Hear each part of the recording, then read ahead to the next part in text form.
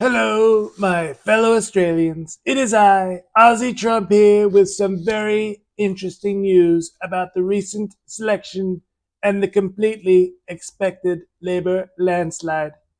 I have always said if people could see from all of the failed countries, and there's a lot of them, so many that I could do an entirely different video on all of the failed socialist states. Anyway, where was I? Oh, yes, I can talk about how bad socialism is, but unless people see it for themselves, they won't believe me. If they could see that Labour policies will turn Australia into Venezuela or Zimbabwe, that they would figure out that socialism doesn't work here or anywhere. It just never works, okay? Taking money from people who work hard for it to forcibly give it to someone else who did not work for it just creates a broken economy where everybody is poor, lining up for their free bread until there is no free bread left.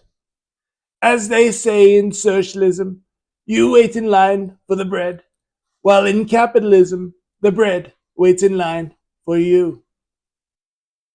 Anyway, for those who don't know, Australia recently had an election, and Labour, which is like the do nothing Democrats, won.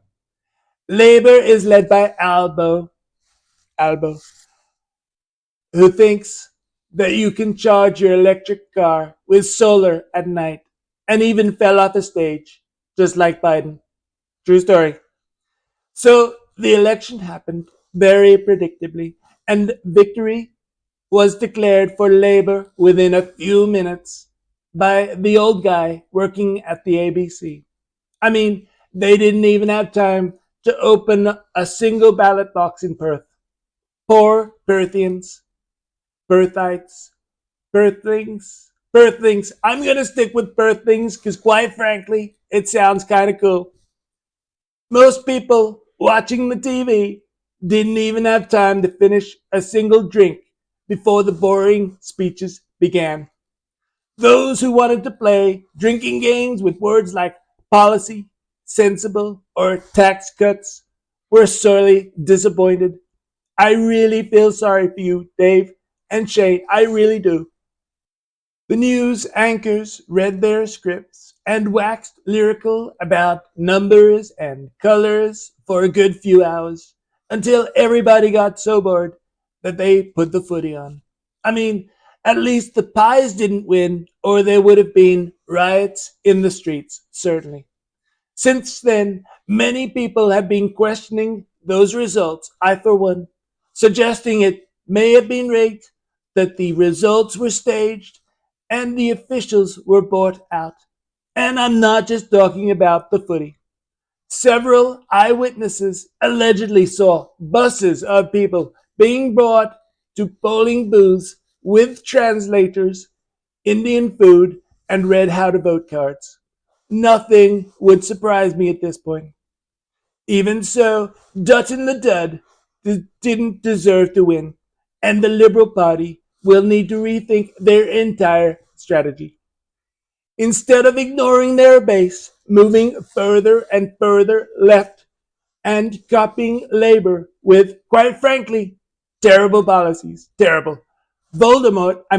Dutton should have united the Conservatives with strong focus on the cost of living. This allowed Lion Albo to keep peddling bribes to those lazy Labour voters who are so stupid.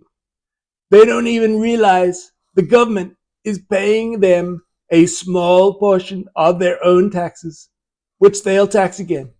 I mean, that's pretty stupid. But don't be depressed, because this is perhaps one of the best results we could have hoped for. Now, Labour, with all its various disagreeing factions, have been given the complete reins of government and will pass ridiculously stupid legislation. I mean, just wait and see how stupid it gets.